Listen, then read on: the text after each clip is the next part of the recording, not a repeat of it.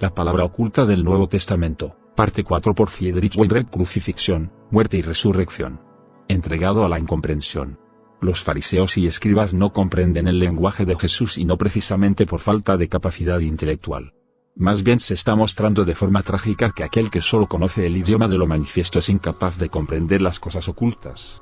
Hablando, son las mismas palabras, pero algunos solo entienden su sentido exterior, mientras que otros conocen el lenguaje de la fuente, sabiendo que las palabras en el exterior son las mismas. En el Sermón de la Montaña Jesús muestra en el exterior el sentido de la palabra interior. Si allí está dicho, oísteis que fue dicho, y luego, mas yo os digo, Jesús no habla en el sentido en una sucesión temporal, de un antes y un después. Más bien que si solo observáis lo manifiesto, sin preguntaros de dónde viene, cuál es su origen, qué quiere decir el Creador con ello, no entendéis el sentido de la vida, ni tampoco de la eternidad. Y por ello os digo ahora qué significa en la fuente, para todos los tiempos y toda la eternidad. Aunque, si no se tiene acceso a la fuente, es decir, si se ha comido del árbol, del conocimiento, el camino hacia el árbol de la vida está obstruido. Y a pesar de ello se insiste en usar las palabras del árbol del conocimiento en el mundo del árbol de la vida. Los fariseos y escribas son incapaces de comprender el lenguaje de Jesús. Cada pregunta que formulan trata de un asunto en el tiempo, y Jesús responde siempre, mirad a la fuente, la palabra está en el ser. Podríais comprenderme si solo creciera en vosotros el anhelo hacia el sentido de la vida y de la eternidad. De no ser así, nunca me comprenderéis.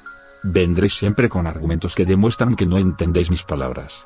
Jesús comprende lo que sus discípulos quizás solo entienden en parte, que su vida aquí no podrá llegar a la meta porque la atracción de las cosas mundanas lo impide. Como la gravedad atrae las cosas hacia el suelo, así el ser humano cae ante el tentador. No puede hacer el camino al árbol de la vida. Los querubines, esos ángeles con cara de niño, se lo impiden. No puede convertirse en un niño, es decir, la realidad le obliga a escoger según la secuencia, es decir, el tiempo causal. Jesús se da cuenta de que todas las generaciones del mundo, en todos los tiempos, juzgan siempre, según la manifestación exterior y que, por tanto, toda pregunta por su lado interior siempre molesta. El poder del mundo está en manos de aquellas instancias que sacan las conclusiones de sus experiencias en el tiempo. Son las instancias mayores en el mundo y en el ser humano. No conocen otra cosa. También los grandes sacerdotes viven bajo el yugo de la experiencia, de la ciencia, ese gran poder. Incluso ángeles, mensajeros de Dios, han caído ante las tentaciones de la ley. Cohen, como ellas, es el nombre del sacerdote en la palabra, como aquellas grandes fuerzas de las Tsebaot, de los ejércitos celestiales. Y los mayores, Sekenim, 750-1040, aquellas personas nobles y respetables que saben de la fragilidad de la palabra, tampoco pueden resistirse, de tal forma son atraídos por el tentador. Esos mismos mayores, en el ser humano, cuentan que saben de aquel suceso con la serpiente. Porque después de la caída del ser humano ante la serpiente, es decir, después de haber sido atacado y violado en su manifestación, en su lado corporal de comer de aquel fruto de la temporalidad, se da cuenta de que está desnudo y se avergüenza. Antes también estaba desnudo, pero su interior era idéntico al exterior. Siendo su interior eterno, el ser en sí, su exterior era una envoltura de oro 16200, luz. Pero con su caída, volviendo su cara hacia las cosas temporales, el lado exterior se separa del interior. Se convierte en el devenir, frente al lado eterno, el interior, el ser. Esta imperfección exterior es la causa de su vergüenza. Quiere cubrir esta parte para no acordarse a cada paso de ser portador de la división entre el tiempo y la eternidad. Se tapa con una hoja de la higuera, es decir, muestra la causa de su caída. Porque el higo es el cuarto de los 7 frutos del mundo. Muestra lo que sucede en este cuarto mundo, Tebel 402-30, ese mundo poblado de la multitud. El crecimiento de la higuera lleva al fruto de la multiplicidad. Dios le da entonces una envoltura, nueva de Or 76-200, piel. Or 16200, la luz, desapareció en el momento en que tomó del fruto del desarrollo, del tiempo, que da la impresión de que puede intervenir en el lado exterior, en el desarrollo, que puede dominarlo. La eternidad queda reemplazada con la temporalidad. Y en aquellos lugares donde la luz mostraba la unión con la eternidad, crece ahora el pelo. En hebreo, Sear, 370-200, cabello, se escribe exactamente igual que Sear 370-200, puerta, portal. La pronunciación es diferente, en lugar de SHSS, y se piensa de inmediato en aquella diferencia decisiva en las palabras Sibolet y Sibolet, Jueces 12,6. La puerta, está dicho, deja entrar a Dios, uniendo la eternidad con la temporalidad. Salmo 24,79. El cabello muestra la multitud de los encuentros que se suceden en el tiempo. Ocupa el lugar de la única puerta. El ojo del ser humano veía a través de tiempo y espacio. Pero ese ojo se cerró y ahora está cubierto por pelos. La actuación del ser humano era única y decisiva. Ahora las axilas están cubiertas de pelo. Debe trabajar mucho sin conocer los resultados. La vida del ser humano eterno queda dividida en muchas generaciones. No puede sentirse unido a sus antepasados, y a los descendientes los va perdiendo de vista. El lugar donde crece el pelo es la vergüenza más grande. Ese ser que dominaba en tiempo y espacio está perdido y el ser humano se reconoce aquí en el lado exterior como alguien que ni sabe ni puede, con una vida dependiente. ¿De qué exactamente? No lo sabe, solo sabe que es así. Alrededor de la boca del hombre crece la barba. Lo que sale de la boca está muy astillado, no puede ya articular la palabra en su divinidad.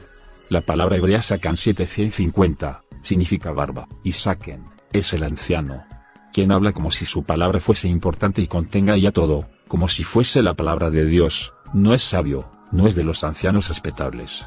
La envoltura, lo exterior, lo femenino, no tiene barba. Está claro que no se refiere solamente a las mujeres, sino que significa la envoltura. Lo exterior no puede decir nada esencial. Aunque lo dicho quede demostrado en el exterior, justamente entonces el peligro de la tentación es grande. En el hebreo existe el dicho Kolisarva, la voz de la mujer es infamia. Significa que lo exterior no debe hablar, porque su voz es seductora. La palabra herba, 70206.5, tiene la misma raíz Karum 70206.40, desnudo. La voz de lo manifiesto es desnuda, impúdica, actúa como si lo que dice estuviese ya de acuerdo con la eternidad. También a la serpiente en el paraíso se la llama Rum, Génesis 3,1. Se traduce esta palabra con lista, pero se podría traducir también que la serpiente está desnuda, es desvergonzada, porque actúa como si el lado interior, lo eterno, fuese igual al lado exterior, temporal. Que los más mayores de todas las generaciones muestren ahora que su barba es un engaño, solo un juego, señala la desesperada depravación del mundo, también ahí donde aún se debiera de esperar cierto conocimiento en cuanto a la procedencia del ser humano. También los grandes sacerdotes, que deberían sentir que la vida en lo temporal lleva el patrón de los ejércitos celestiales, han perdido ese conocimiento. Todo queda subyugado a la mentalidad de fariseos y escribas. Lo exterior, lo manifiesto es el único interés del ser humano. Es una certeza para Jesús que el ser humano que vive en esa temporalidad no es capaz de comprenderle y quiere deshacerse de él. Se da cuenta de que morirá solo, porque también sus discípulos le entienden solo en parte. Conoce sus miedos, sus titubeos. Y sabe que esa incomprensión de personas que podrían haberle comprendido, le causará grandes sufrimientos. Porque está para el mundo, ha nacido de la semilla del Espíritu Santo. Pero parece que todas esas gentes le destruyen, no entendiendo sus palabras. Siente que está entregado ya al juicio del lado exterior. Y sabe que únicamente en el lado del ser eterno puede encontrarse con todo el mundo, con todos los seres humanos. Allí no existe la victoria del tentador. Si pudiera mostrarles desde ahí que la salvación es solo posible desde el ser eterno, que sus sufrimientos y sus pecados vienen del lado temporal, que solo desde ahí es posible salir de la cautividad. Conoce la intención del tentador. El amor solo puede ser combatido por el odio, la envidia. Y la eternidad solo con lo temporal. Y los seres humanos han caído ante ese animal de la temporalidad, apocalíptico, ese animal que vive en el ahora, en el presente sempiterno. Pero desde ahí regresará en 3 días al momento de ahora. Los 3 días, no medidos en el fluir del tiempo, solo piensan así las personas que conocen únicamente las medidas de la temporalidad. Pero, pronto se darán cuenta de que esas medidas solo valen para lo exterior. Pronto reconocerán que existen medidas eternas, de la palabra, y que es una gran arrogancia querer medir lo eterno con las medidas de la temporalidad. Los 3 días en la eternidad son el pasado, el presente y el futuro. Siempre hay uno entre el ayer y el mañana. Pero esta Trinidad fluye, la Trinidad eterna es aquella del Padre, del Hijo y del Espíritu Santo. El Padre como expresión de la eternidad en el sentimiento del pasado, el Hijo como el futuro, es el mundo que es construido por el Padre. El día de hoy, el presente, es el hilo de unión entre el Padre y el Hijo, el Espíritu Santo que aporta la vida a todo hoy. Los 3 días, después de los cuales Jesús se levantará y regresará, terminan con su regreso en el tercer día, es decir, en el futuro, porque sabe con absoluta certeza que la vida del Padre en el cielo sabe cuándo volverá a esta tierra. Lo temporal ahí no está atado a una sensación de infinitud, una inmensidad llena de desesperación. Allí, lo temporal es como la novia que es conducida al novio con el fin de desposarla con la eternidad. Allí no exista la desesperación de una continuación larga e incierta. El regreso será pues en un punto que Dios considera el más correcto, el más feliz. En el tiempo de Dios, en su tiempo. Porque el ser humano es incapaz de comprenderle aquí en el tiempo. Siempre quiere retener lo que fluye, aunque se derrite entre sus dedos. Igual que el cuarto metal en la serie de los 7 metales de la Tierra, el mercurio, no puede ser retenido. Jesús sabe que este mundo solo comprenderá si puede vivir, la fuente, el ser, por sí mismo. Y puesto que es capturado aquí por aquel que envidia el amor, solo puede hacerlo mediante la salvación en la muerte. Por ello la muerte es buena, libera al ser humano de su cautiverio aquí. Y eso es lo primero que Jesús le mostrará y contará al mundo. Puede que se haya pensado que la muerte no tiene sentido porque pone término a aquello que el ser humano ama tanto. A partir de ahora verán que la muerte le lleva al lado eterno, al ser. Allí se reconocerán como son de verdad. Allí verán que la temporalidad está unida con el lado eterno, que la temporalidad no se pierde, sino que es recogida como la novia, para unirla con la eternidad en matrimonio. Ese es el patrón que todo ser humano sigue, si tiene anhelo de eternidad. Vive lo mismo que Jesús. Sus palabras se expresan en el ser, el Espíritu Santo las ha aportado al mundo. Porque están presentes en la fuente, fluyen aquí e inspiran a todo ser humano en el tiempo con estos pensamientos. Es la salvación en la fuente, en las palabras de Dios que pueden ser reconocidas por nosotros en el tiempo. Estaba pensando en las palabras de Jesús, como están por ejemplo en Mateo 16,12-28, y en Marco y Lucas. Jesús comprende que el mundo no puede entenderle, porque está subyugado por lo exterior, como si ese exterior fuese todo lo que hay. Jerusalén, como centro del mundo. Jesús dice a sus discípulos que debe ir a Jerusalén. Allí sucederá todo, allí padecerá mucho de los ancianos, de los grandes sacerdotes y de los escribas, morirá y resucitará el tercer día. La pregunta es, ¿por qué debe ir a Jerusalén para eso? También en Galilea sufre bastantes molestias. Estoy pensando en el significado del nombre Jerusalén. Naturalmente, es una ciudad conocida en este mundo. Pero ¿qué dice el lado oculto de la palabra? Jerusalén o Jerusalén significa que la manifestación de Dios es, allí, perfecta, o también, la manifestación de Dios es perfecta en su dualidad. La manifestación en el sentido de la vista, de lo visible, y perfecta, porque ahí el lado de la temporalidad y el lado de la eternidad están unidos, en perfección, en permanencia. Deberíamos conocer, es decir, buscar, a ese otro lado, ese lado oculto de la palabra. De no conocerlo, Jerusalén es como cualquier otra ciudad en la tierra, solo muy cargada de emociones. Muchos exigen ese lugar para sí, cada uno cree tener la razón, es decir, el derecho de posesión. Pero el nombre dice que allí vive Dios, y Dios es perfecto. La palabra Shalem, perfección, es igual que Shalom, paz. Las dos escritas 330-40.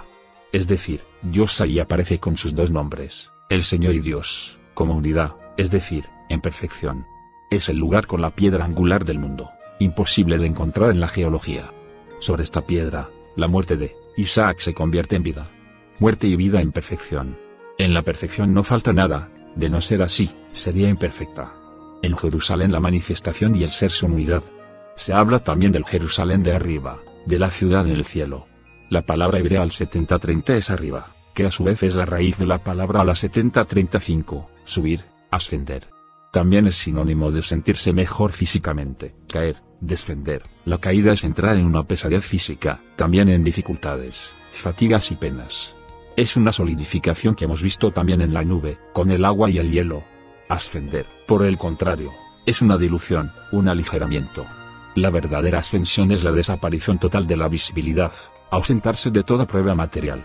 Estoy pensando en la ascensión de Cristo, su acogida en la nube y su desaparición total después de 40 días. Según la palabra es una desaparición después del tiempo, más allá de toda experiencia temporal.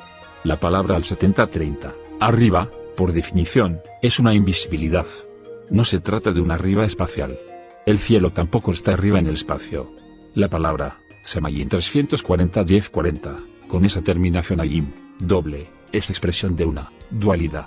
No solamente la unión de la temporalidad y de la eternidad, sino también de todo Sem, 340, de todo nombre. Allí está con su lado exterior e interior. Todo tiene un nombre en la lengua, en la palabra, y todo lo que puede ser nombrado está presente ahí desde un extremo hasta el otro. Jerusalén es el lugar donde vive Dios, en su perfección. Aunque para todo aquel que solo conoce los lugares geográficos, Dios vive en otra parte. Porque no tiene ni idea de la lengua en su esencia, en su ser. Las personas que tenían el don de intuir la divinidad de la palabra, han descrito la geografía de forma imposible para la ciencia. Dicen que este mundo es el centro de la creación divina. Un punto en el espacio es nada, esfero dimensional, está oculto, invisible. Y a pesar de todo, determina todo el espacio, aunque este fuese inmensamente amplio y lejano. Y el centro del mundo es el país de Israel. Pensemos en lo que puede representar. En este país no puede haber guerra, ni enfermedad, ni muerte. El centro de Israel es Jerusalén. Y en el centro de Jerusalén está la habitación de Dios. El centro de la habitación de Dios es el Sancta Sanctorum. Ahí vive Dios en medio de los dos querubines, sobre la cubierta del Arca de la Alianza. Caporet 2080-200-400. Cubierta, significa también reconciliación. Si estamos arrepentidos, Dios tapa todos nuestros pecados. Así el día del perdón en la Biblia es llamado Yom Kippur. Kippur escrito 2080-200, como la cubierta del Arca de la Alianza. Arca, Aarón 1-250, viene de la palabra Or 1-6-200, luz. En ella está la palabra de Dios grabada en piedra. Oculta en el arca, envuelta de luz. Espero que comprendamos ahora por qué Jesús quiere ir a Jerusalén, a esperar allí la muerte y la resurrección en el tercer día. También porque allí están los ancianos, los grandes sacerdotes, los escribas en la esencia de la esencia de la esencia. En el templo, en el Consejo Supremo. Allí es imposible resbalar por casualidad. La Biblia, palabras eternas, habla de Jerusalén, del centro del centro del centro. Si en el núcleo se cuenta así, debemos tomar nota que el patrón que sale de ahí contiene una trama muy importante. Por ello, no seamos somnolientos ni distraídos. No arrojar la actitud farisaica a los demás, pensando ser mejor y por fortuna, diferente.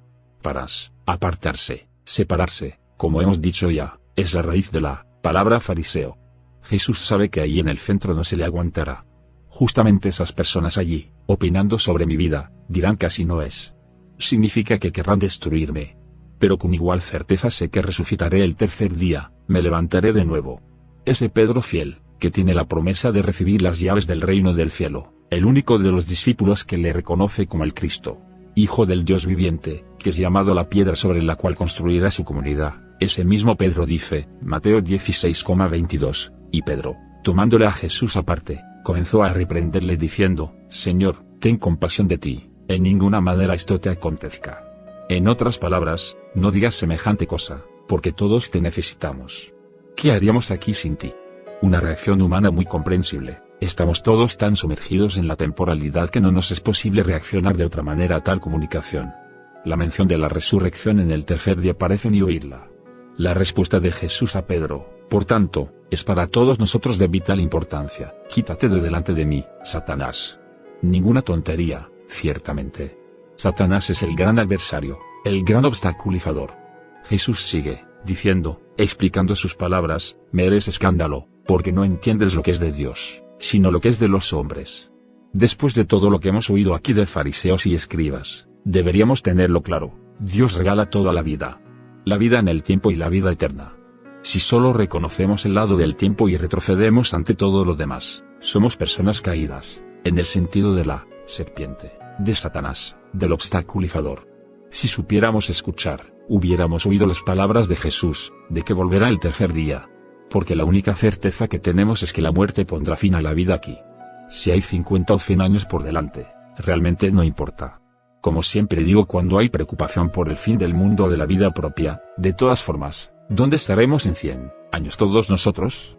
Si de verdad creyéramos en Dios, le amáramos y en Él confiáramos, sabríamos por nosotros mismos que debe de haber una vida eterna. Y que Dios no puede dar menos cosas buenas que nosotros daríamos, todos juntos. Y que tampoco es tan difícil imaginarnos el interior y el exterior de nuestra propia vida. Aún sin conocimientos adicionales de la palabra, podríamos pensar en su lado oculto, por la literatura, la poesía o la armonía de la lengua. Y si anhelamos el lado oculto de la palabra y no la utilizamos únicamente para el pensamiento causal, cada uno encontrará a su propia manera que la palabra es, de hecho, divina. Por tanto, lo que Jesús le dice a Pedro es muy importante para todo ser humano en el tiempo. Estamos de tal forma hundidos en el fango del mundo, que necesitamos de verdad un pescador que nos libere. Después de estas palabras a Pedro, que le ha decepcionado de nuevo a pesar de todo lo que le ha dicho y prometido, Jesús dice a sus discípulos, si alguno quiere venir en pos de mí, niéguese a sí mismo, tome su cruz y sígame. Mateo 16,24. Lo normal es que pensemos ahora en sufrimientos corporales, en una muerte cruel. De nuevo, creo que estamos siendo infectados por el vacilo de los fariseos y escribas. Negarse a sí mismo, Cajes 28:300, significa refutarse en su manifestación aquí, darle su auténtico lugar. Es decir, contraponer esta vida de aquí a la vida eterna, darse cuenta de lo que es perecedero y lo que es eterno, en definitiva, lo que significa este mundo frente a la vida eterna. El secreto de la cruz. Nos topamos aquí por primera vez con la palabra cruz. ¿Qué significa en realidad? He hablado ya varias veces sobre esa señal del 400. En el hebreo antiguo, el jeroglífico del 400 es una marca como en nuestra X, es decir, una cruz tendida. Debemos explicarnos más en detalle. El 400 es la última expresión en las señales hebreas y corresponde a la última letra Tab. Si la letra Mem, 40, es una medida del tiempo, entonces la letra Tab, 400, es 10 veces esa medida y sabemos que más allá de 10 no se puede ir. El 400 es también la última de las letras de la centena. Las 4 letras allí, 100, 200, 300, 400 y, suman 1000, es decir, volvemos a la unidad, Aleph. No podemos pensar ni imaginarnos nada más allá del 400. Es pues el límite de todo lo pensable y de todo lo imaginable. Por ello, el cautiverio en Egipto, en el país del río, dura 400 años, desde el momento en que se comunica a Abraham ese hecho, son 430 años. Es también el tiempo en el cautiverio de la Nifes, 50, 80, 300, 430, en el mundo de la ley, del instinto, causa de las emociones, las excitaciones, las histerias, las depresiones y las agresiones. Nifes se traduce como alma corporal, en contraposición con Nisama, alma divina. Encontramos la misma estructura, 583, en la palabra Najas 58-300, serpiente, y Nafal 50-80-30, caer. Los 400 años de Egipto, desde el punto de vista bíblico, comienzan con el nacimiento de Isaac, hijo de Abraham. Hemos visto también que el 500 indica algo imposible aquí, el árbol de la vida, la distancia hasta el cielo.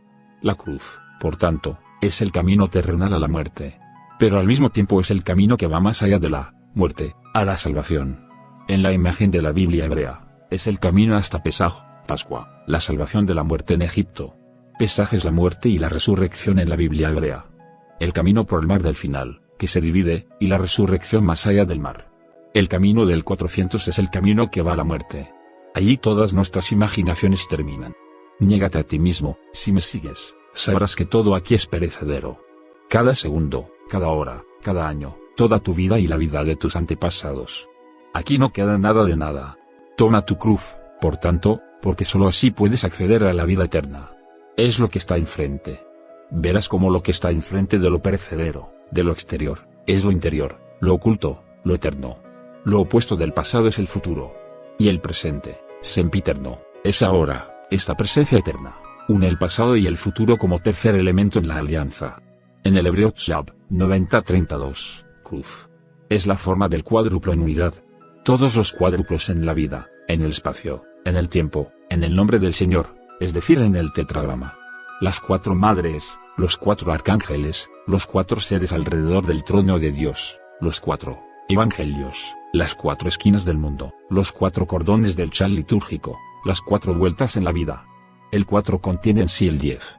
Es lo más exterior, es el final de todo lo precedente, del 3, del 2 y del 1. Teniendo el 4 tenemos el 10.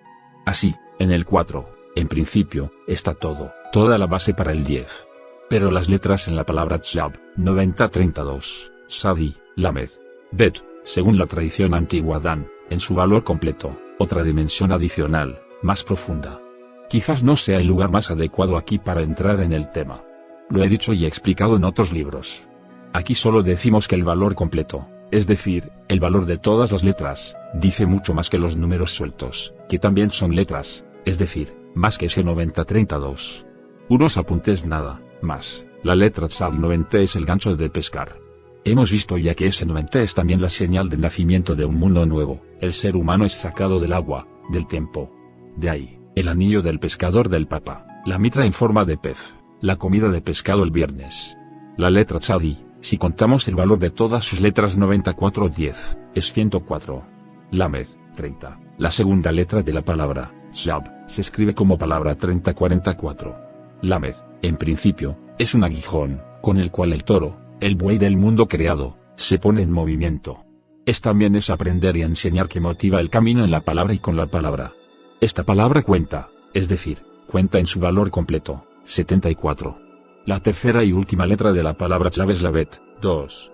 En su valor completo es 210-400. Bet, como tal, significa casa. La casa es el mundo en el que vivimos. La casa se caracteriza por un interior y un exterior. La palabra bet tiene el número completo 412. En total, la palabra tzab, 104-74-412 cuenta del 590. Y 590 es la expresión de la palabra takif, 400-110-80, fuerte, poderoso, imperioso. Significa que el 4 ha sido atado en unión.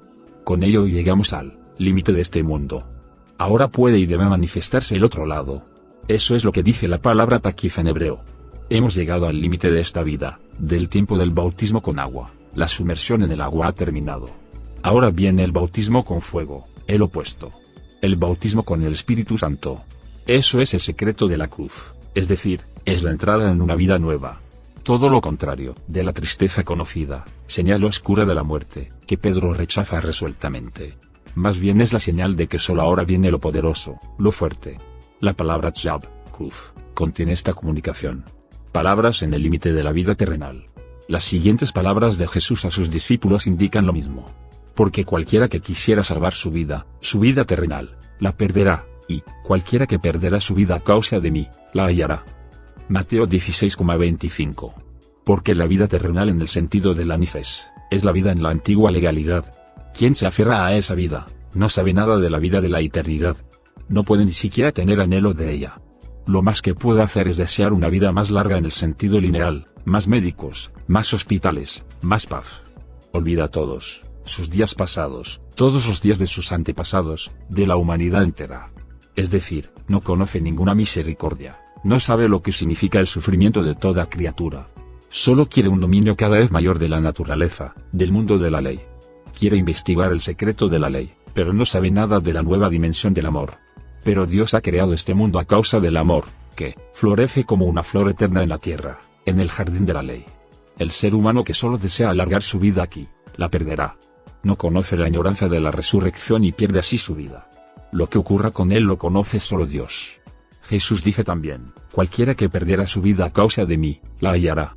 Quien anhele la eternidad y vea la vida de aquí bajo ese punto de vista, la encontrará. Por ejemplo, las preocupaciones por una contaminación radioactiva o similar, que causa inquietud a mucha gente, no son preocupaciones auténticas. Solo demuestran el descontento con la vida de aquí. Así, la vida está ya perdida. La única pregunta que importa es, ¿vivimos en el sentido de que deseamos traspasar la ley? ¿Sentimos que todo es posible desde Dios, desde la eternidad? ¿Deseamos solo si pudiéramos dar la mayor felicidad a toda criatura? Si estas son las preocupaciones, encontraremos la vida eterna. Sin embargo, en realidad vivimos de forma muy distinta. Nuestras preocupaciones, casi exclusivamente, vienen de la certeza de que la vida termina en la muerte. Aunque arrinconamos este hecho porque es insufrible. Con ello creamos una fuente de la que sale continuamente el miedo a nuestra vida. Porque lo arrinconado vive ahora en esa fuente. Es una vida con el sentimiento inconsciente del final. Así, la vida ha perdido su sentido. En realidad se ha perdido el alma divina. Al alma corporal, la nifes, tiene sus emociones. También estas tienen anhelo de eternidad. Los animales se oponen a la muerte, huyen, utilizan la astucia y se alegran si vuelven a encontrar la vida. Significa que ya las emociones de la nefes muestran un deseo inicial de subir, desde este mundo pesado, a un mundo más ligero, hacia aquello que la Biblia llama Ed 1.4, vapor. Ed 1.4, como inicio de Adán, 1.4.40. Esta voluntad está en toda la naturaleza. El ser humano que arrincona la eternidad está diciendo que la Nisama, es aliento de Dios en él, le da igual, que no tiene importancia para él. De no ser así, escucharía lo que le dice. Porque le dice lo mismo que Jesús a sus discípulos, hablando del sufrimiento y de la muerte. Con su Nisama, su proveniencia de Dios, el aliento divino, puede saber de la eternidad. Pero utiliza su libertad para seguir las tentaciones de Satanás. Eso obstaculizador lo dice su nombre y prometiendo ventajas, impide que el ser humano pueda reconocer la eternidad. No parece darse cuenta de que esas seducciones son solo pompas brillantes de jabón. Mientras que una pompa tras otra estalla, se construye teorías, dioses rígidos, y concluye que el mundo se encamina hacia su fin. Jesús sigue diciendo, ¿por qué? ¿De qué aprovecharía al hombre si granjeare todo el mundo y perdiere su alma? ¿O qué recompensa dará el hombre por su alma? En realidad, el ser humano sabe muy bien en su interior que todas las ganancias aquí son limitadas y que está perdiendo el tiempo, la tranquilidad. Y el tiempo y la tranquilidad están para andar el camino hacia la eternidad. Pero sigue trabajando por su estatus en la sociedad, su importancia, su cuenta bancaria, cree que aún debe conseguir esto y aquello. Después se tomará el tiempo y tendrá tranquilidad, habiendo conseguido una base material aquí. Sin embargo, entre tanto sufre un infarto y descubre que su miedo a las enfermedades ha provocado que una de ellas se presente en su vida. No conoce la fuerza de la sugestión, de la visualización. En su lado oculto ha ido construyendo la imagen de las posibles enfermedades. Y de ese depósito fluye la imagen hacia la temporalidad. O muere espiritualmente. Solo puede ya viajar, ser espectador, ya no, tiene una vida propia. Se vuelve demente. Y el diablo estalla de risa, ahora es demasiado tarde para ti. Ahora he ganado. Como ser humano estás muerto. Tus preocupaciones por el estatus te han distraído. Las seducciones que he puesto en tu camino han dado buen resultado. Hubiera sido mejor para ti confiar en Dios, que te da el pan de cada día. Tu destino está en su mano. Al parecer no conoces las palabras, mirad las aves del cielo, que no siembran, ni siegan, ni recogen en eras, y vuestro Padre Celestial las alimenta. ¿No sois vosotros mucho más que ellas? Mas, ¿quién de vosotros podrá añadir a su vida un codo? Y por el vestido, ¿por qué os acongojáis? Reparad en los lirios del campo, cómo crecen, no trabajan ni hilan. Mateo 6,26-28. No le da Dios al ser humano, en su camino, en las conversaciones, cada día la parte que le corresponde. El ser humano llama a esa comida manú, ¿qué es esta porción? Éxodo 16,15. Cada uno recibe del cielo exactamente su parte. No importa si recoge mucho o poco. Ese es su asunto, su libertad. El ser humano aquí cumple su cometido, por supuesto. El sentido de su cometido es andar el camino hacia Dios. Las conversaciones en el camino determinan la manera y la calidad de su trabajo. Es el camino desde el cautiverio al país prometido, al país de la eternidad. Ese es el sentido de aquellas palabras de Jesús. Si el ser humano desperdicia su vida aquí, no puede cambiarla. La vida en el tiempo es su camino. Y es una lástima si no es capaz de verlo, porque a pesar de todo, siempre puede elegir. Está aquí como en un espejo en el que se refleja su ser. Todo sucede según su vida oculta, que solo Dios conoce. Conforme a ella administra su vida aquí de tal o de cual manera. No son amenazas. Solo decimos que la vida es un tesoro muy especial, un regalo, una sorpresa. Y el tiempo se nos da para que siempre, cada día, cada segundo, podamos dar la vuelta y encontrar la verdad, aunque sea demasiado grande como para comprenderla. El anhelo es lo decisivo. Quien comprende estas palabras y sus consecuencias, sabe de la vida eterna. Sabe que la palabra habla de esta eternidad. La palabra es Dios.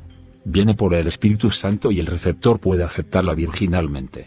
Porque es nueva, nadie puede haberla entendido jamás exactamente así, como puede llegar a cada persona, en una experiencia única, singular.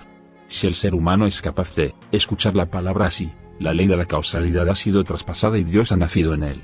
Entonces la ley de la muerte no puede ya tocarle, nunca experimentará la muerte como el final temido de todo. Así las cosas, el límite terrenal solo indicará que vuelve a ver y a vivir todo, en una gran y feliz claridad nunca sospechada. Todo aquello que pensaba que no era justo o no era bueno, es corregido, y rectificado. También los momentos o días de su propia vida que no estaban bien. Estas son las palabras de Jesús cuando habla del final de la vida que se está acercando. Tratamos aquí de las realidades de la vida. ¿Por qué debería el ser humano esconderse de la verdad, si esta verdad vive ya en él? El obstaculizador está tapando esta verdad, haciéndole al ser humano sordo y ciego y paralítico, distrayéndole con enfermedades y diciéndole que esta vida de las leyes es todo lo que hay. De ese caldo de cultivo surge el fariseo y el escriba. Como consecuencia de hacerle pensar que solo lo manifiesto cuenta, que todo siga de forma lineal según la ley. Viene por el Espíritu Santo y el receptor puede aceptarla virginalmente. Porque es nueva, nadie puede haberla entendido jamás exactamente así, como puede llegar a cada persona, en una experiencia única, singular. Si el ser humano es capaz de escuchar la palabra así, la ley de la causalidad ha sido traspasada y Dios ha nacido en él. Entonces la ley de la muerte no puede ya tocarle, nunca experimentará la muerte como el final temido de todo. Así las cosas, el límite terrenal solo indicará que vuelve a ver y a vivir todo, en una gran y feliz claridad nunca sospechada. Todo aquello que pensaba que no era justo o no era bueno, es corregido y rectificado. también los momentos o días de su propia vida que no estaban bien. Estas son las palabras de Jesús cuando habla del final de la vida que se está acercando. Tratamos aquí de las realidades de la vida. ¿Por qué debería el ser humano esconderse de la verdad, si esta verdad vive ya en él? El obstaculizador está tapando esta verdad, haciéndole al ser humano sordo y ciego y paralítico, distrayéndole con enfermedades y diciéndole que esta vida de las leyes es todo lo que hay. De ese caldo de cultivo surge el fariseo y el escriba. Como consecuencia de hacerle pensar que solo lo manifiesto cuenta, que todo siga de forma lineal según la ley. Jesús muestra ahora, como todos, también, yo voy a la muerte. Pero vosotros lo veréis y lo viviréis, me levantaré de la muerte y estaré de nuevo en el mundo. Pero entonces, igual que en el nacimiento, rompiendo todas las legalidades, resucitaré el tercer día, en el futuro, y conmigo estará un nuevo mundo, una nueva vida. Entonces vendrá el gran consuelo. Todos aquellos que lloran por sufrimientos e injusticias comprenderán que es la serpiente la que ha enseñado normas que consideran solo el mundo del exterior, el de las leyes. Y si ahora veis toda la vida, comprenderéis que todo aquello que llamasteis sufrimiento y muerte, en realidad es la grandísima dicha que nunca habéis podido comprender. El gran Consolador se alegrará al ver cómo se abren vuestros ojos. En su alegría borrará las lágrimas y acallará todos los gemidos y quejidos. Yo os mostraré que teméis la muerte porque por vuestra inclinación hacia el lado exterior, habéis perdido la confianza en Dios. Yo os mostraré cómo el camino del sufrimiento, las injusticias, las penas y la muerte llevan a la vida. A una vida de cuya grandeza e intensidad, dicha y amor y alegría, no tenéis ni idea. La transición en Pesaj, la fiesta de la Pascua al día de Pesaj, de la excepción, se acerca. Es el momento del salto por encima de toda legalidad. Nunca lo habéis comprendido bien, os habéis fijado siempre solo en la exterioridad. Os habéis alegrado orgullosamente del hundimiento de los egipcios. Habéis visto solo eso. Nunca os ha interesado que el nombre Midian, Egipto, contenga mucho más, secretos preciosos. Habéis paseado por el mundo exterior totalmente, distraídos. Jesús dice ahora que se acerca el momento en el que lo definitivo sucederá. Se me entregará para ser crucificado. Ese final está en paralelo con Pesaj. También ahí hay un final del mundo de Egipto. Dios dice que nadie, nunca más, podrá regresar a Egipto, salvo que algo haya cambiado. El tiempo no puede ser invertido, la línea no sigue recta, se eleva en una espiral. El nombre Pesaj lo dice ya, la ley será puenteada. Deja de funcionar. No para todos, solo para aquellos que lo anhelan. Solo 1 de 5 lo vivirá. Solo ese 1 del 1-4. El 4, la masa, no se sentirá concernida. Parece que siguen viviendo todo de forma lineal. Pero Pesaj es el momento decisivo del paso. La vida de aquí en el tiempo se entrega a la muerte. ¿Qué significa el sufrimiento que se está causando al moribundo? ¿Que se le crucifica?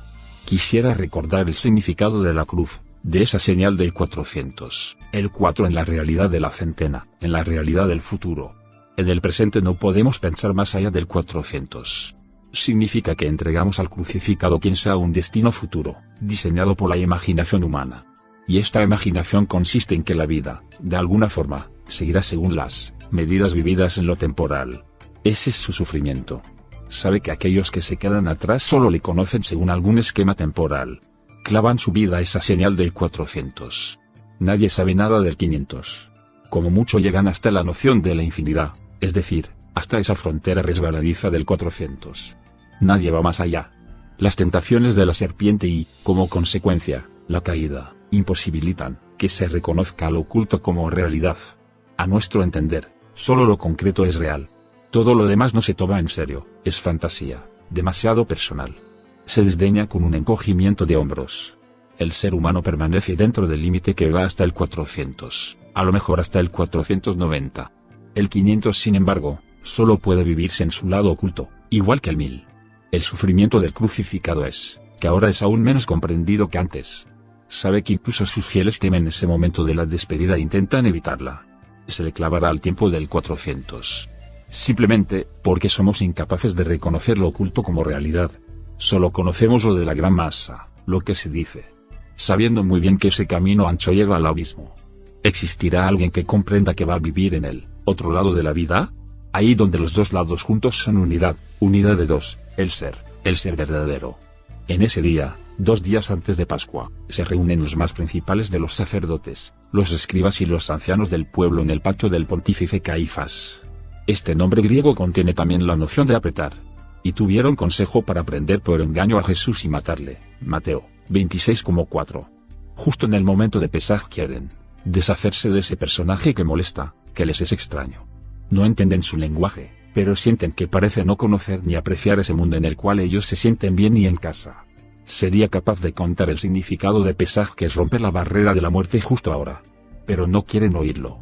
El sentido verdadero está enterrado en su interior bajo muchas capas de escombro. Solo conocen Pesaj como la victoria sobre los egipcios, una victoria de hace tiempo, alguna vez en el pasado.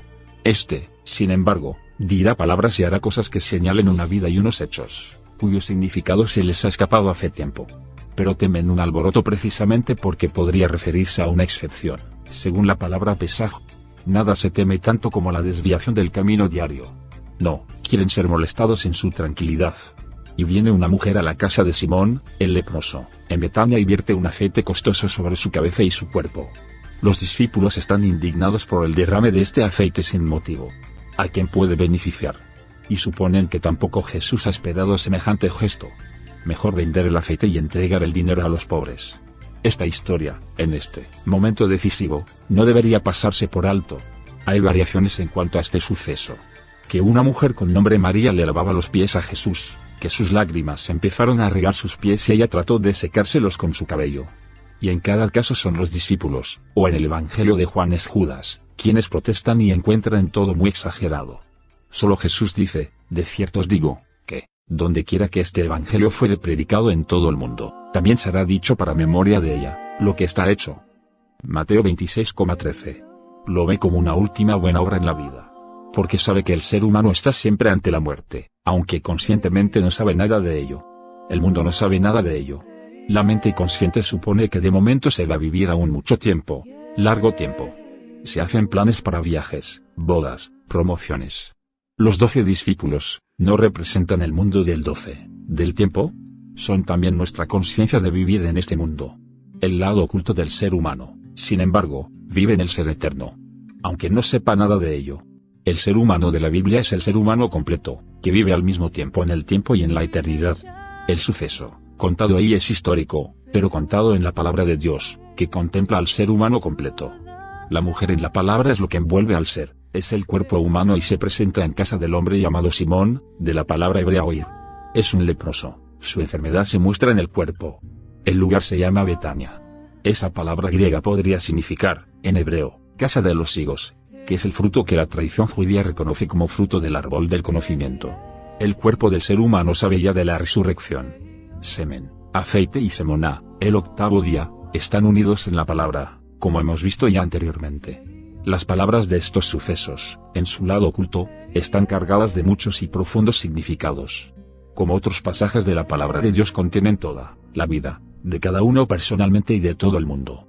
El lado femenino, el lado que se manifiesta corporalmente, que es decisivo ya en el nacimiento e imprescindible para todo, no sabe solo de la muerte sino, mediante ese despilfarro de un aceite costoso, también de la resurrección, del octavo día de la semana, es decir, de una imposibilidad astronómica.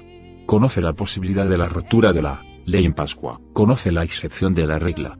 Hablar de la resurrección, conscientemente, suena a tontería. Es mejor preocuparse por un buen médico, una buena dieta, un sueño reparador. Jesús, sin embargo, nacido del Espíritu Santo, ve el futuro, la muerte y la resurrección y sabe que el cuerpo, por así decir, está preparando ya, la resurrección. Y lo hará siempre. Sucede en la palabra de Dios, en el núcleo, en la esencia, y por ello la historia de la mujer de Betania fluye desde la fuente a todos los tiempos, para siempre. También ese no poder entender de los discípulos. Es un ejemplo de cómo cada palabra cuenta la historia del mundo. Historia del sufrimiento redimido. Seguimos con la historia de Jesús. La traición de Judas, el supremo consejo, Poncio Pilato, el camino con la cruz, la crucifixión y la muerte. Y después, la resurrección. Quizás se espera de mí que me una a aquellos que hablan de ese escándalo con sentimientos tristes, sentimentales o agresivos. Pero a mí no me gusta andar por calles anchas. Prefiero buscar una senda propia. Por ello debo decepcionar a muchos que esperan otra interpretación sentimental de esta historia. También porque conozco demasiado bien las consecuencias que tales interpretaciones emocionales han provocado: mentira, hipocresía, asesinato. ¿Cuántos no se han obsesionado con el tema, pensando ser Jesús ellos mismos? En general son personas solitarias y el mundo no sabe nada de ellas. ¿Debe el mundo saberlo todo?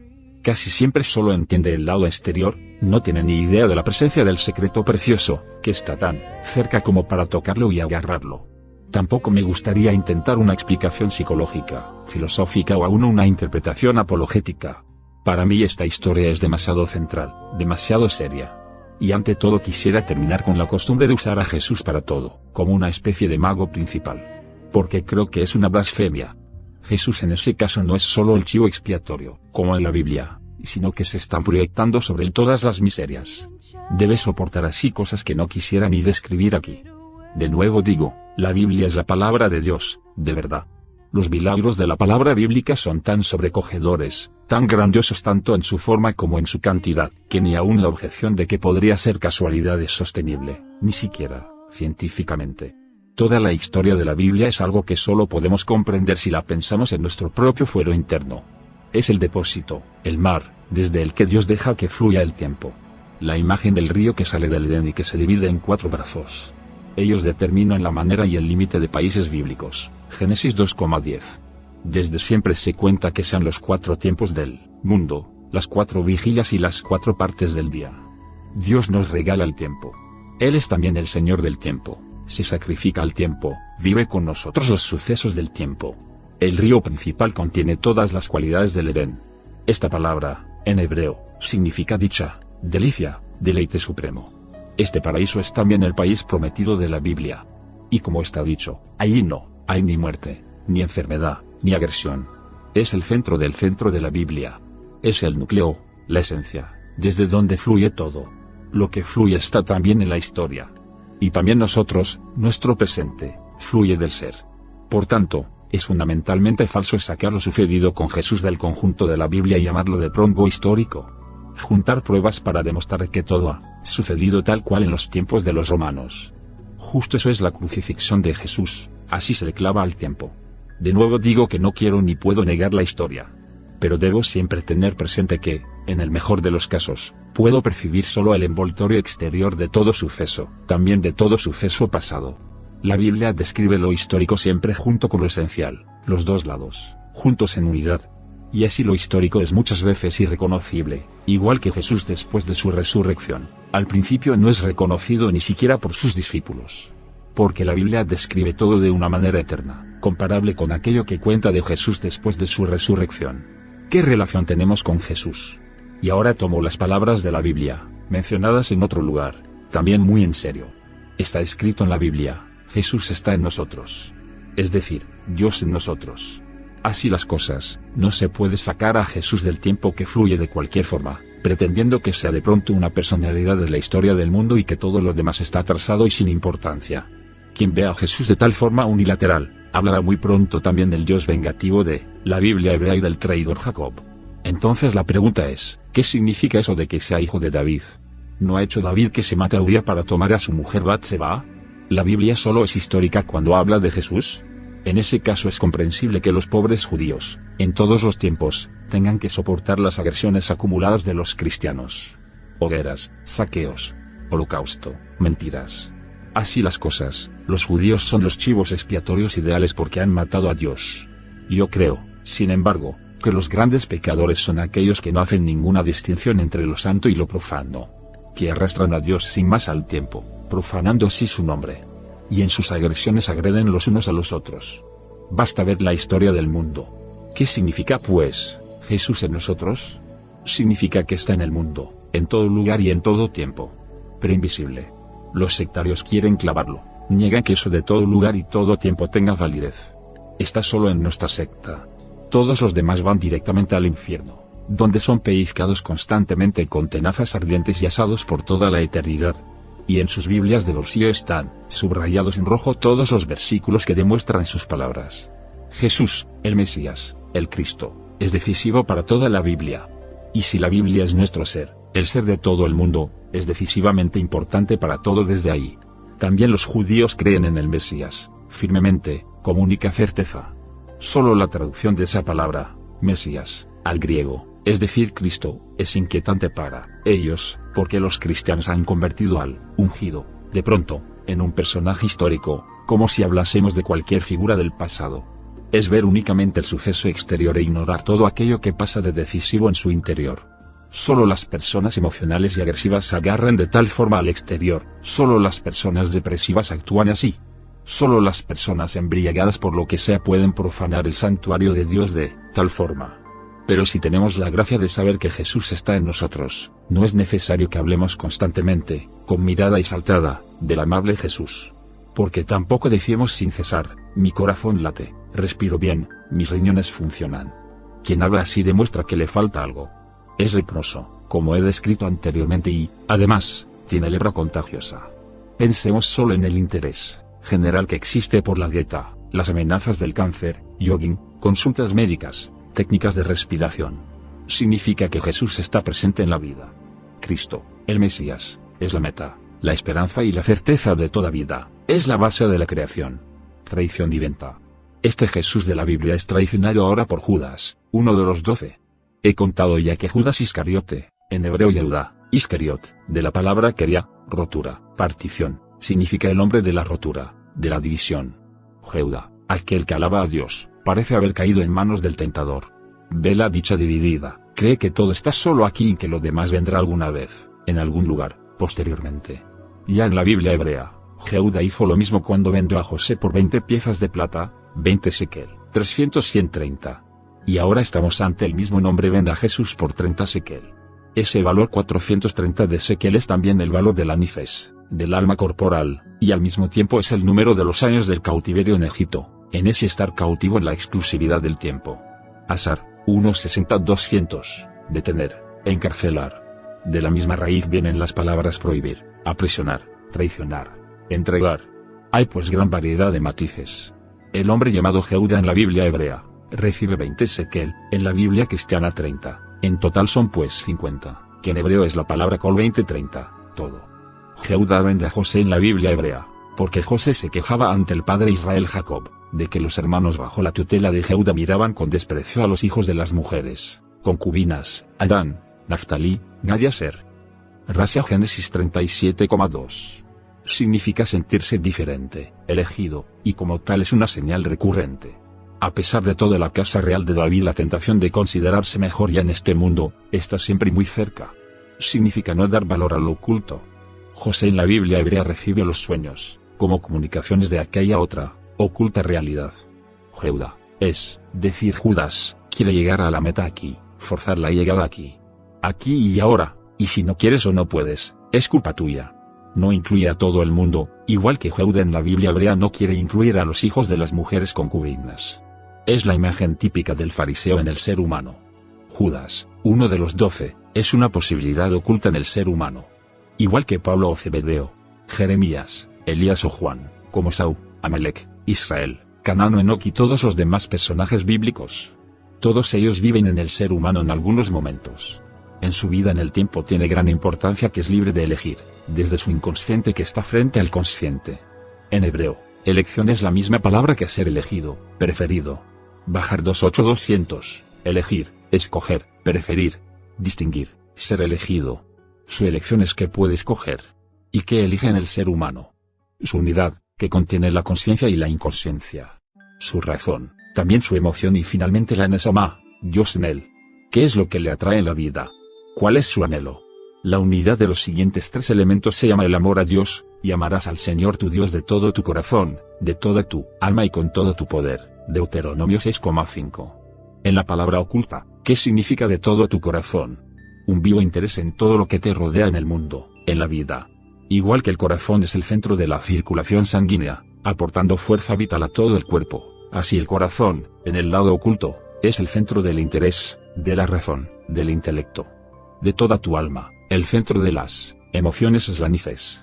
Escoge las buenas emociones, la dulzura, la suavidad o está dominado por sentimientos de venganza o quizás busca solo la diversión. Viendo a Amán colgado o a Judas roto, reacciona con misericordia o piensa que muy bien, ojalá sufran eternamente. Lamenta el destino del egipcio ahogado, de los de Amalek, de Goliat. Juzga simplemente la situación exterior de la persona o quizás se pregunta cómo ha podido suceder. Ese complejo de emociones se agita en el ser humano constantemente. Y finalmente la palabra que se traduce como poder, que en hebreo no es otra palabra que mucho. Al finalizar la creación, al final del sexto día, Dios dice que vio todo lo que había hecho y era bueno en gran manera. En otra traducción, y era muy bueno. Tov Meod. Génesis 1,31. En la traducción se conoce la palabra Meod solo como mucho. Y como sustantivo que designa capacidad, poder. Y la única capacidad que el ser humano puede mostrar es ese mucho de la Nesama divina, de Dios en nosotros.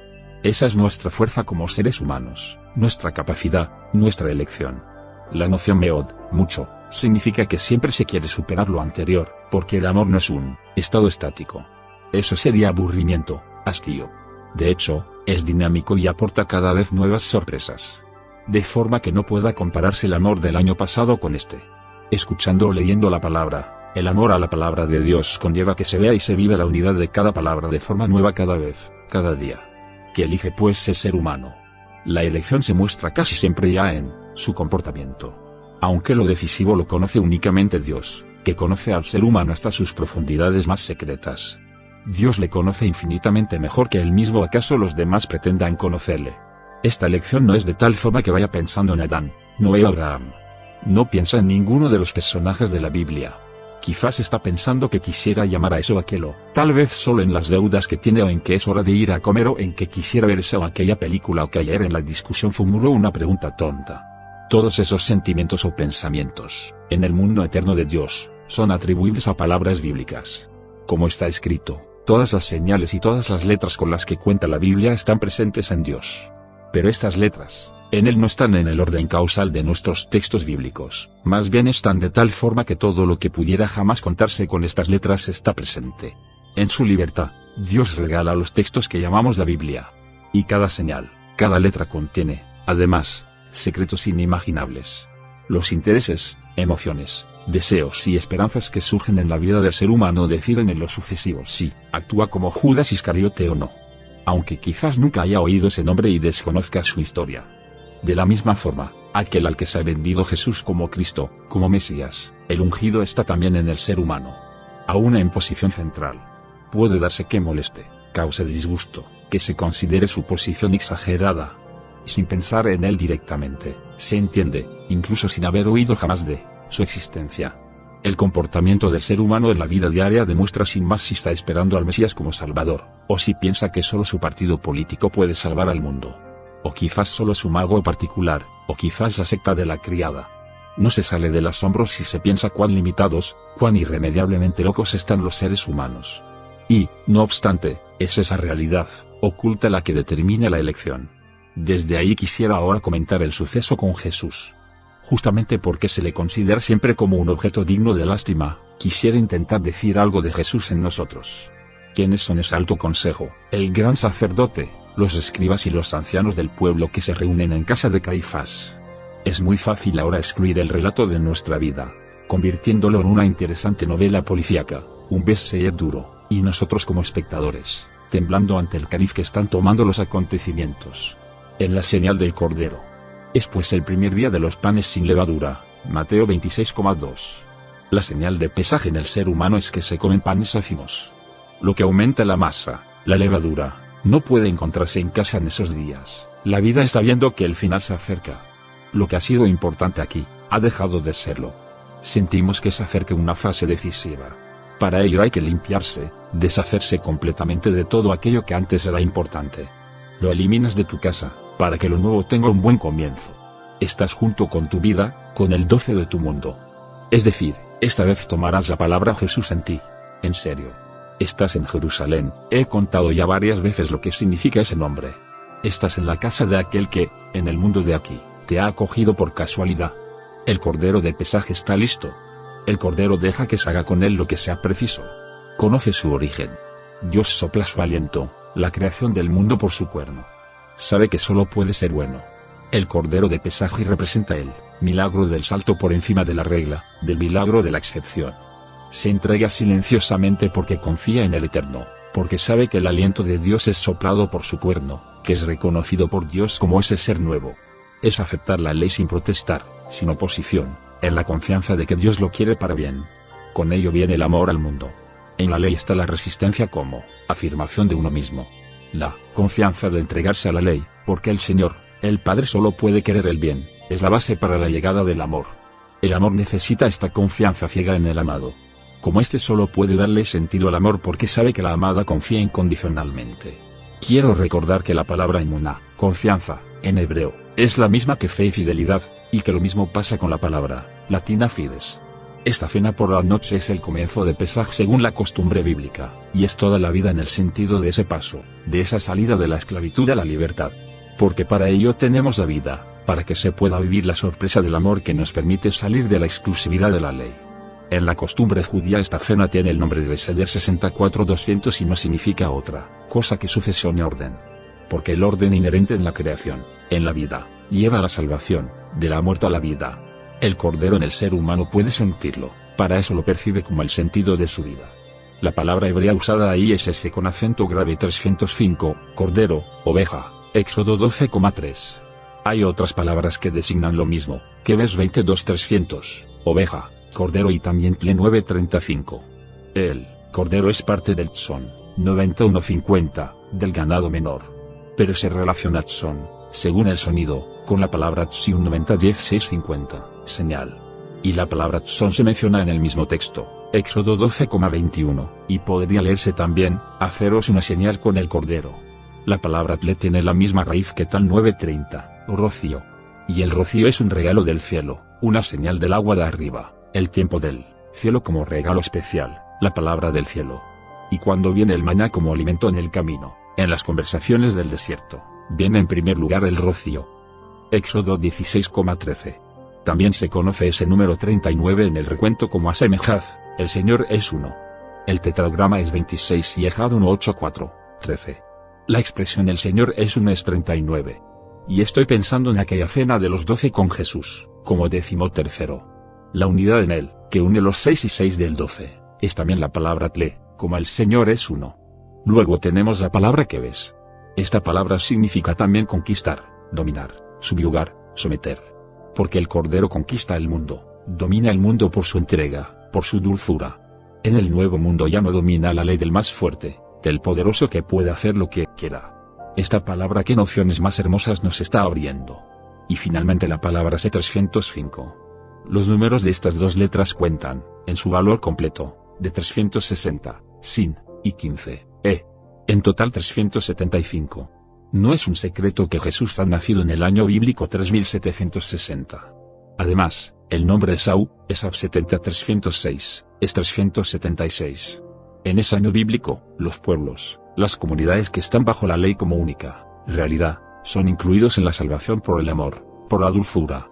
No es este el lugar para entrar más en detalle de ese número 376. Démonos cuenta, simplemente, de que existe toda una serie de coincidencias que dicen que hay más, que no puede ser solo casualidad, que hay alguien muy poderoso detrás que lo dirige todo.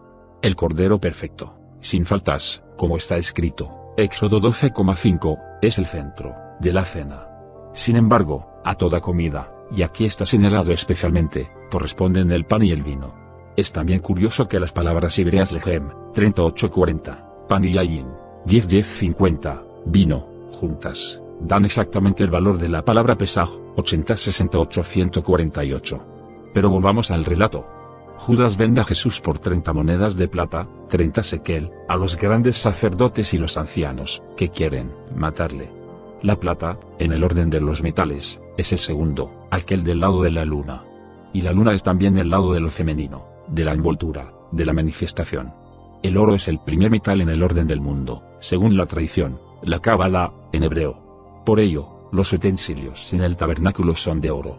Porque lo primero es lo interior, lo masculino, en el sentido de sacar, que, luego es envuelto por lo femenino, la manifestación. En la Biblia se habla del ser humano en su manifestación con medio sekel. Con medio sekel, porque la manifestación aquí es solo la mitad, es lo que fluye.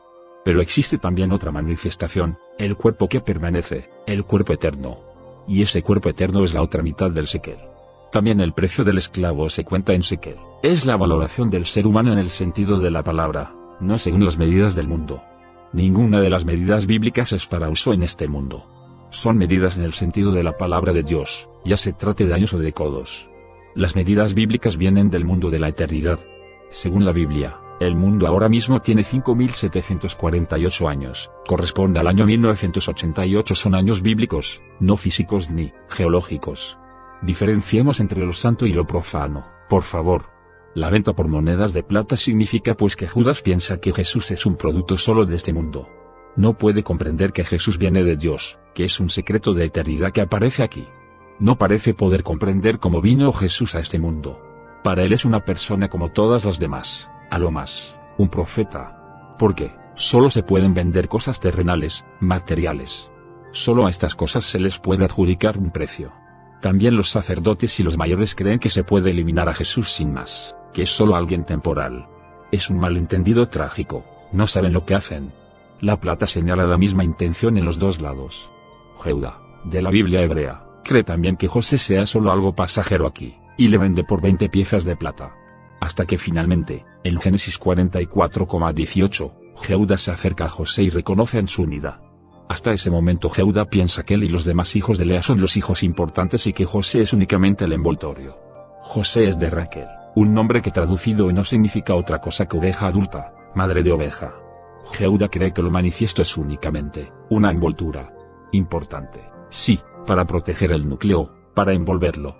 Que tenga un valor en sí, que la madre ya en el cielo sea decisiva por la gracia, la misericordia, lo comprende solo más tarde. Igual sucede con Tamar, madre de Pérez, que solo al final se la reconoce por lo que es, Génesis 38. Pérez significa rotura. Y de él viene cuando Jehudá comprende la línea que va hasta el rey, David. En el ser humano, en el fluir del tiempo, está el diseño tanto de Judas como de Jehudá. La pregunta es qué valor le da al exterior, al mundo. Si está dispuesto, sin pensar ni un solo segundo en Judas, a evaluar todo, también lo santo, como algo solo exterior, pasajero. A Jesús, por ejemplo, como persona de la historia. Así se le exterioriza, se le vende. Por plata. ¿Qué más puede ser que cualquier otro profeta? Quien así piensa, tiene afinidad con Judas. Lo importante en la historia, por supuesto, es ese beso de mala fama de Judas. Mateo 26,48-49, y el que le entregaba les había dado señal, diciendo, al que yo besare, aquel es, prendedle. Y luego que llegó a Jesús, dijo, salve, maestro. Y le besó. Ahora, todo el mundo conocía a Jesús. Muchos le visitaban. Y como él mismo dice más tarde, me habéis visto todos los días en el templo. Podrías haberme apresado ya antes. En otras palabras, ¿para qué ese beso? Es como un relato de niños y soldados jugando a la guerra. Por ello quisiera aclarar algunos puntos.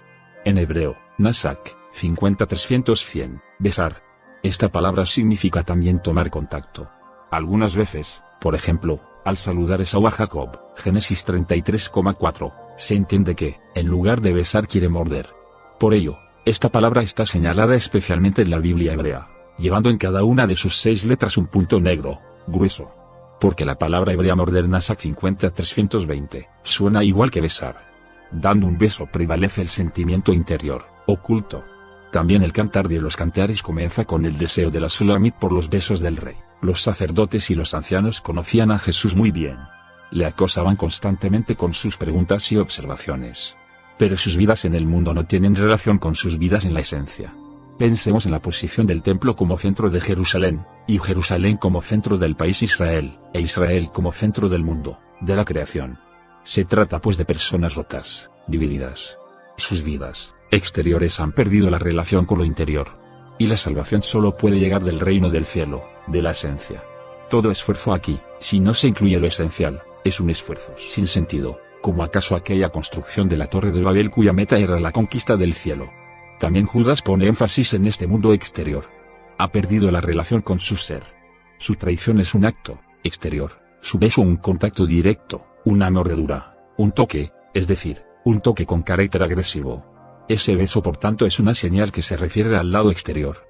Con su beso, Judas quiere mostrar, en el mundo de las apariencias, que ama a Jesús. Lo dicen también sus palabras. Pero puesto que ha perdido su relación con la esencia, su beso es una traición, una mentira. Ha recibido 30 piezas de plata por ello, y su pecado es que conoce a Jesús solo como un fenómeno exterior, un rabí como tantos otros. ¿No hacemos lo mismo?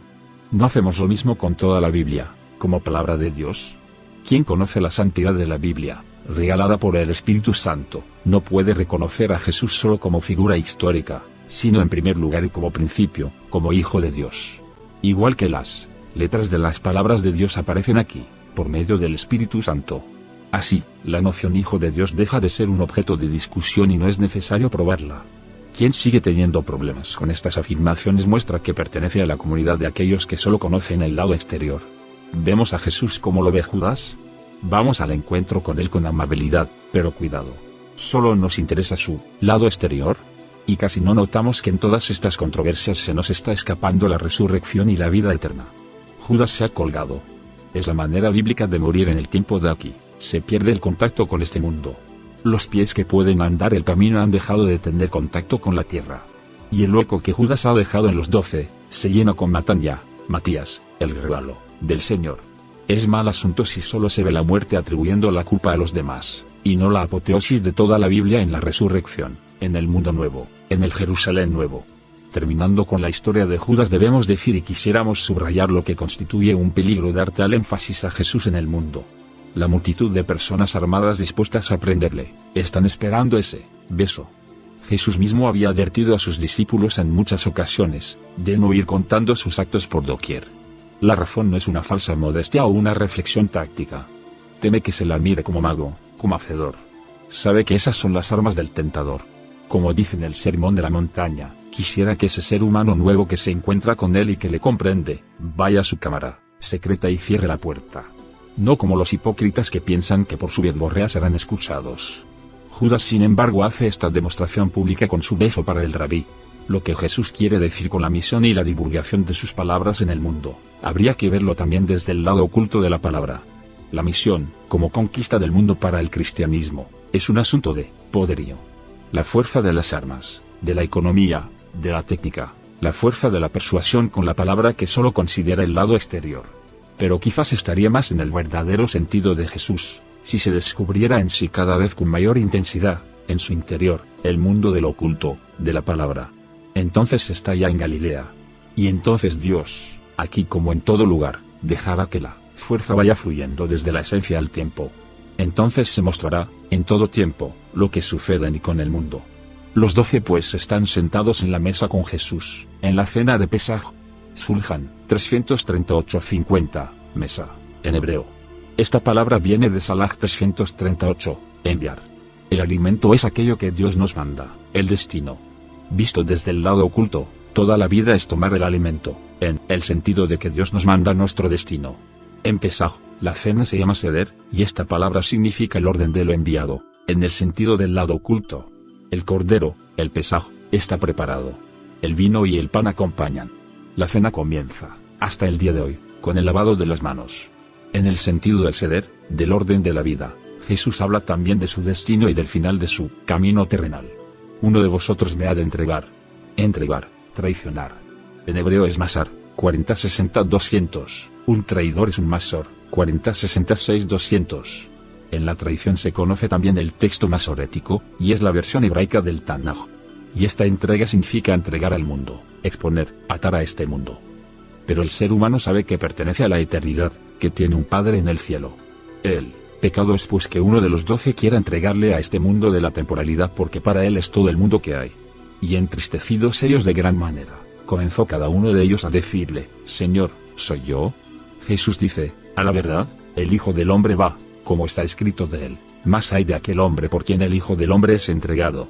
Bueno le fuera al tal hombre no haber nacido. Entonces, respondiendo Judas, que le entregaba, dijo, ¿soy yo, maestro? Dícele, tú lo has dicho. Mateo 26, 22-25. No se trata pues de que Jesús se irá, sino de que a Jesús le preocupa aquel que le traiciona. Esta traición, lo hemos hablado ya, significa que no le ha comprendido. Le ha convertido en una persona temporal, de la historia. No ha comprendido que vino de la eternidad, que no importa dónde vaya, que está aquí y que volverá. Desde ahí, desde la fuente. La vida de aquel que le entrega al mundo, a la historia, deja de tener sentido. No cumple las esperanzas que Dios ha depositado en él. Lástima que una vida pueda perderse de tal forma. Mejor no hubiera nacido nunca. A la pregunta de Judas, ¿soy yo? Jesús contesta, tú lo dices. Y esta pregunta de nuevo muestra su genuflexión ante el mundo. Podría haberse preguntado silenciosamente en su interior, pero ese énfasis que pone en su persona demuestra, como está escrito en Lucas y en Juan, que está poseído por un demonio, que ha caído ante la exclusividad de este mundo. Jesús contesta: veo de dónde vienen tus pensamientos. No es necesario que hablemos más, tú mismo lo dices. El mundo en que vives es solo exterior, por ello solo tú puedes ser quien me entrega. Según tu visión de la vida lo piensas para bien, pero no sabes lo que es el mundo ni quién soy yo. Ni siquiera sabes quién eres tú. Tomado del libro La palabra oculta del Nuevo Testamento de Friedrich